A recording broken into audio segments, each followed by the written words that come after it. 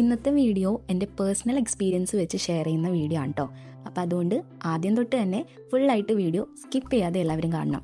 നിങ്ങൾ ഈ കാണുന്ന സൂപ്പ് എനിക്ക് ജലദോഷവും മൂക്കടപ്പും വന്നപ്പോൾ ഇൻസ്റ്റൻ്റായിട്ട് റിലീഫ് കിട്ടാൻ വേണ്ടിയിട്ട് എന്നെ ഒരുപാട് ഹെൽപ്പ് ചെയ്തു. ഈ കാരണം കൊണ്ടാണ് ഇതിൻ്റെ റെസിപ്പി ഞാൻ നിങ്ങളോട് ഷെയർ ചെയ്യാനായിട്ട് ആഗ്രഹിക്കുന്നത്.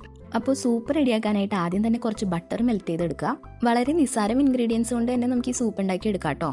ഒരു സവാള നമ്മൾ അരിഞ്ഞു വെച്ചിട്ടുണ്ടായിരുന്നു ചെറുതായിട്ട്, അതും ഇതിലോട്ട് ആഡ് ചെയ്ത് കൊടുത്തിട്ട് നന്നായിട്ടൊന്ന് വഴറ്റിയെടുക്കുക. ഇനി ഇതിലോട്ട് നമ്മൾ ചോപ്പ് ചെയ്ത വെളുത്തുള്ളി ആഡ് ചെയ്യുന്നുണ്ട്. ഇനി ഇതിൽ മല്ലിയിലയുടെ തണ്ട് ആഡ് ചെയ്യും, അത് ദഹനത്തിന് വളരെ നല്ലതാണ് കേട്ടോ.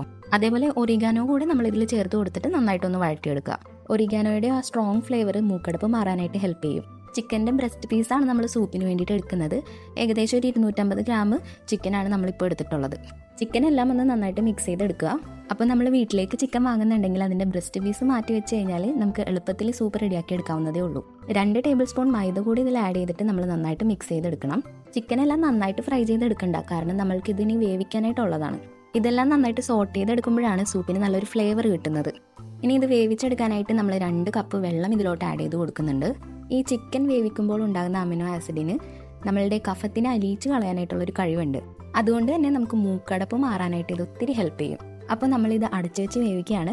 ഒരു 15 മിനിറ്റിന് ശേഷം നമുക്ക് ചിക്കനൊക്കെ നന്നായിട്ട് വെന്ത് കിട്ടിയിട്ടുണ്ട്. ഇനി ഇത് നമുക്ക് മിക്സിയിലിട്ട് അടിച്ചെടുക്കുകയാണ് വേണ്ടത്. അപ്പോൾ അതിന് മുമ്പായിട്ട് നമ്മളിതൊന്ന് അരിച്ചെടുത്തതിന് ശേഷമാണ് മിക്സിയിലിട്ട് അടിക്കാൻ പോകുന്നത്. അപ്പോൾ അരിച്ചെടുത്ത ആ ഒരു വെള്ളം നമ്മൾ ബൗളിൽ കളക്ട് ചെയ്യുന്നുണ്ട്. പിന്നെ ബാലൻസ് വരുന്ന ചിക്കനും നമ്മൾ മാറ്റി വെക്കുന്നുണ്ട്. അതാണ് നമുക്ക് മിക്സിയിലിട്ട് അടിച്ചെടുക്കേണ്ടത്. ഇൻഗ്രീഡിയൻസിൻ്റെ അളവ് നിങ്ങൾക്ക് കൺഫ്യൂഷൻ ഉണ്ടെന്നുണ്ടെങ്കിൽ നമ്മുടെ ഡിസ്ക്രിപ്ഷൻ ബോക്സിൽ ഒന്ന് ചെക്ക് ചെയ്താൽ മതി കേട്ടോ. അപ്പോൾ ചിക്കൻ എല്ലാം നമുക്ക് മിക്സിയിലോട്ട് മാറ്റിയിട്ടൊന്ന് അരച്ചെടുക്കാം.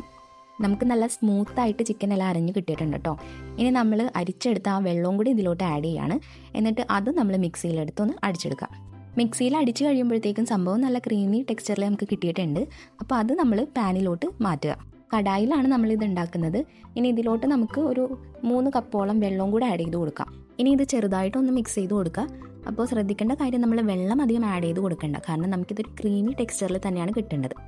ഇനി ആവശ്യത്തിന് ഉപ്പും ഒരു 2 ടീസ്പൂൺ കുരുമുളക് പൊടിയും കൂടി ഇട്ടിട്ട് ഇതൊന്ന് മിക്സ് ചെയ്ത് കൊടുക്കുക. അപ്പോൾ കുരുമുളക് പൊടി കഫക്കെട്ടിന് പറ്റിയൊരു നല്ല മരുന്നാണ്. അതുകൊണ്ട് നമ്മളുടെ മൂക്കടപ്പും ജലദോഷമൊക്കെ മാറാനായിട്ട് ഇത് ഹെൽപ്പ് ചെയ്യും. ഇനി ഇത് നന്നായിട്ട് തിക്കാകുന്നത് വരെ നമ്മൾ തിളപ്പിക്കാനായിട്ട് വെക്കുകയാണ് ചെയ്യുന്നത്. അപ്പോൾ നല്ല ക്രീമിയും ഹെൽത്തി ആയിട്ടുള്ള സൂപ്പ് നമുക്കിവിടെ റെഡി ആയിട്ടുണ്ട്.